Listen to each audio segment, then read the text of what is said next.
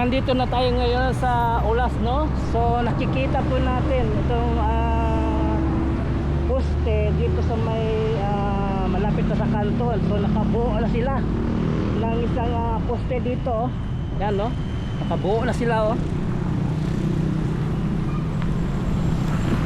At saka yung isa naman meron ng capping sa taas, no? Yung lalagyan ng girder. So ito po yung nakikita po natin.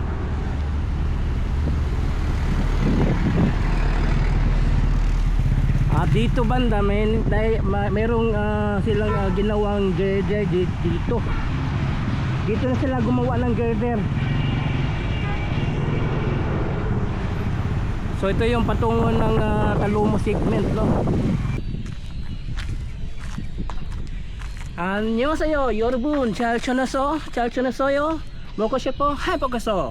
만나서 반갑습니다. Ako po si Christopher Patal. Mag-update po tayo ngayon sa may Ulas flyover. Tingnan po natin kung ano na yung improvement sa proyektong ito. Pero bago ang lahat, dito muna tayo sa may Bangkal NHA dito sa Central Park. Itong ginagawang tulay dito, access road patungong Talumo Coastal Road. Tingnan po natin kung bakit hindi pa ito nagagamit.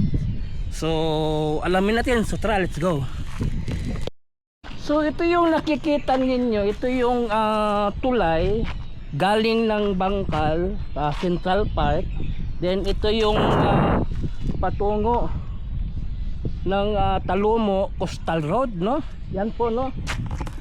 At nakikita po natin ito yung river palabas ng Coastal Road, no? Then nakikita po natin ito yung tulay tapos na, buo na. Pero pagdating, tingnan po natin dito bakit hindi pa nagagamit ito. Sa katunayan, nandito pa yung mga pilote dito, oh. Tambay pa yan, oh. Yun, titingnan po natin anong dahilan kung bakit hindi pa ito nagagamit, no? Sa katunayan, nakikita ninyo merong mga modular blocks na nakastambay dito. Pati ito, no?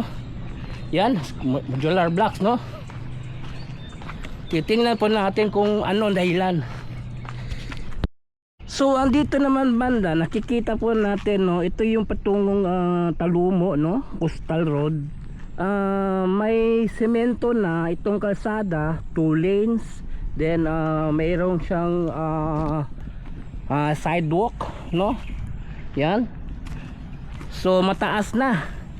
Tingnan po natin dito kung bakit hindi pa ito nagagamit, no? Yan, titingnan po natin dito. Ito pa yung sitwasyon dito, no?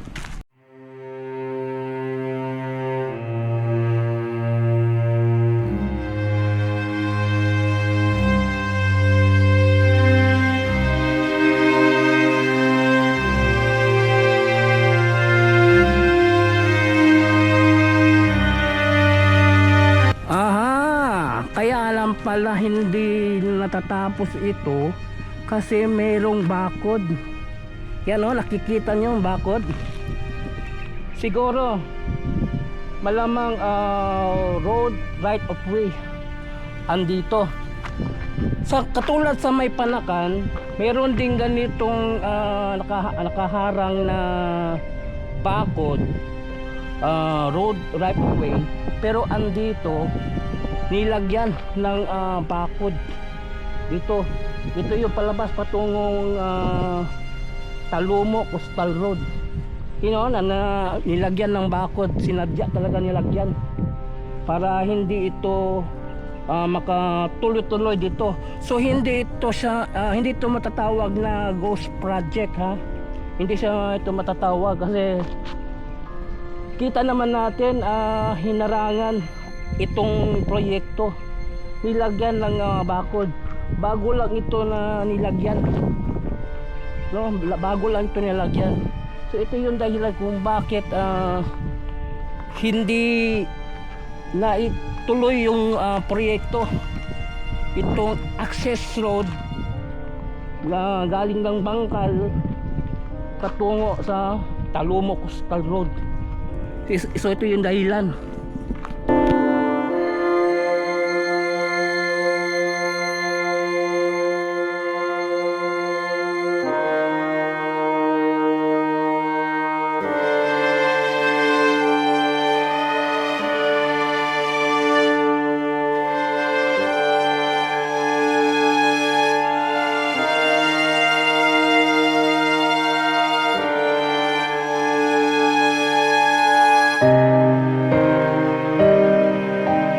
So ngayon patungo tayo ng Ulas flyover. Tara, let's go.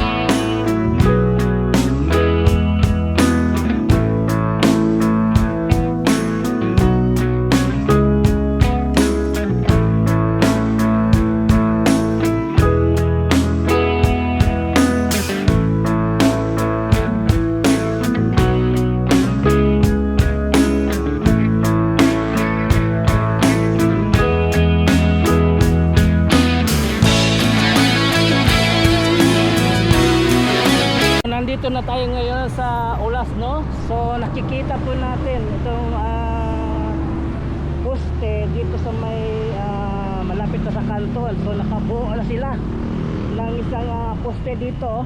Yan, no? Nakabuo na sila, oh. At saka yung isa naman meron ng capping sa taas, no? Yung lalagyan ng girder. So ito po yung nakikita po natin.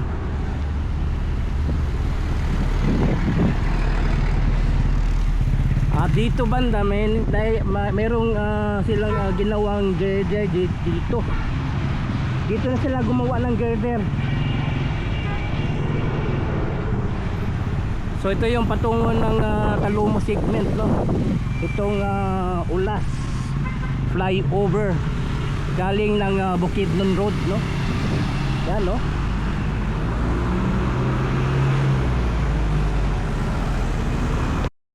So andito naman banda sa baba ng Ulas flyover, naka-semento na po ang dito banda sa baba.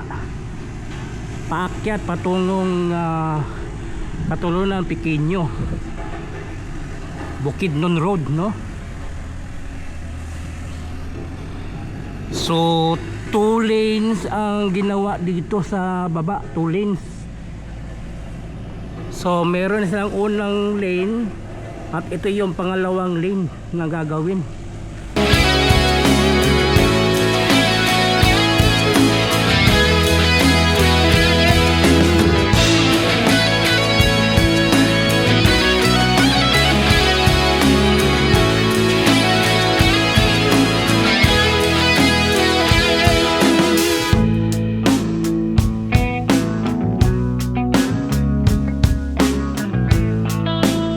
Ang dito banda, ito yung rampa.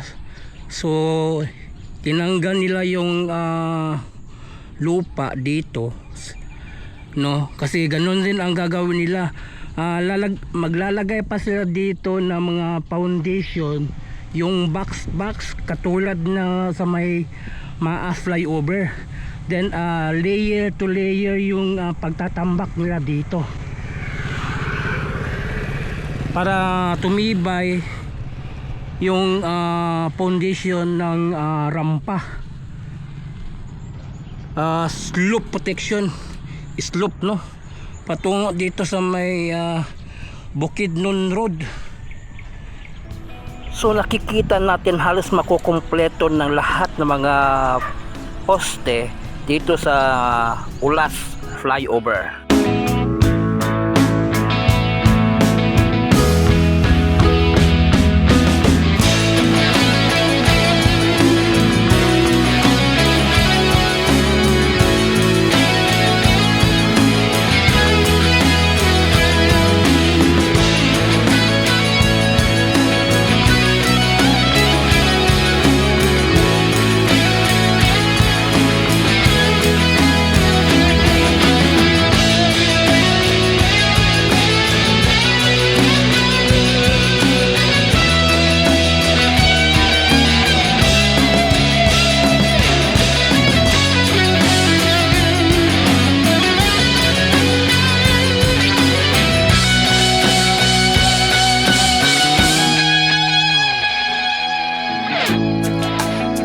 So yun, nakikita natin halos na makukumpleto na yung lahat ng mga poste dito sa may Ulas flyover, no?